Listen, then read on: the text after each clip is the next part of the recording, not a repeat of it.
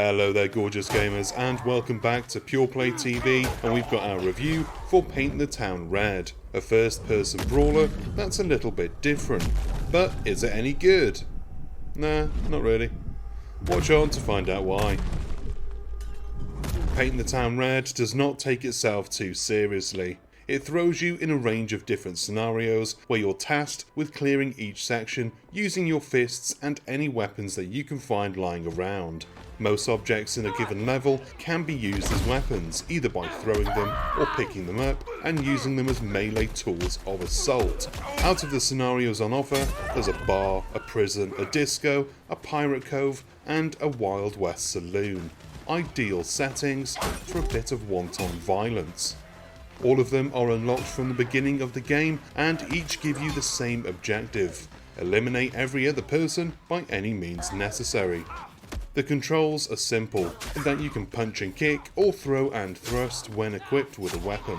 Special moves can be unlocked as you defeat enemies, and these are mapped to the D-pad.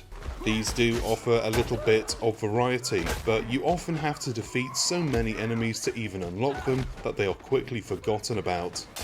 These simple controls are matched by the simple graphics, which use a fairly distinct voxel style. In the context of the game, this art style works, framing the ultra-violence as comical rather than realistically gory. Weapons only have a set number of uses before they break. Finding powerful weapons is a strategy that is required in order to beat each level, because using your fists alone is not only time consuming, but you'll also lose, probably. Sadly, Paint the Town Red is fun for all of about 5 minutes.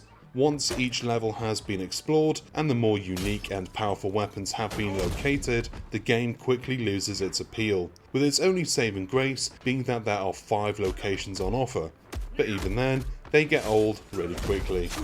The game does have mods that can be turned on or off to further milk each level, but after each one has been used, they just feel like a bit of a novelty and they don't really add anything to the game other than making you feel overpowered.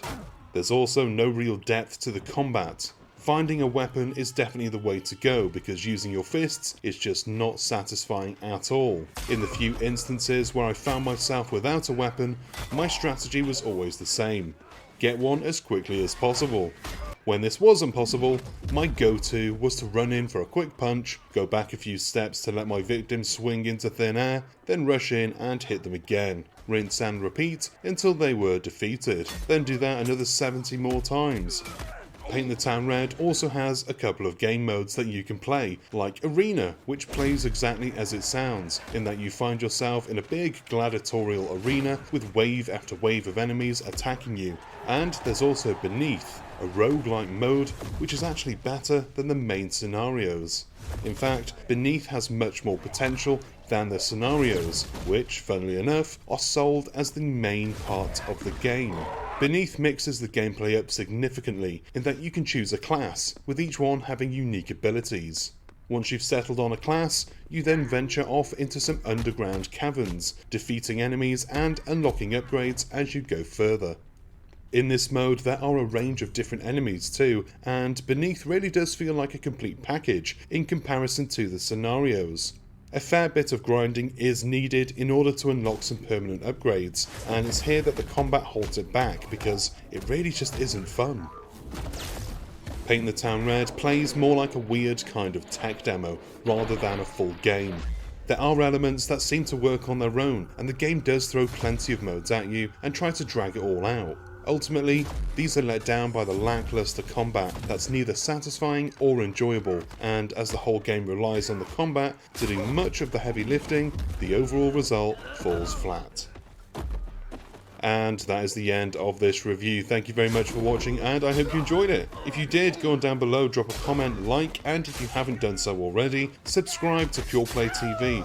We love it when you do, honestly. It's like, go to the info box and you'll find our social media channels, website links, and supporters links where you can support the team, if you can. I've been Chris, you've been gorgeous, and I'll see you on the next one. Until then, bye bye.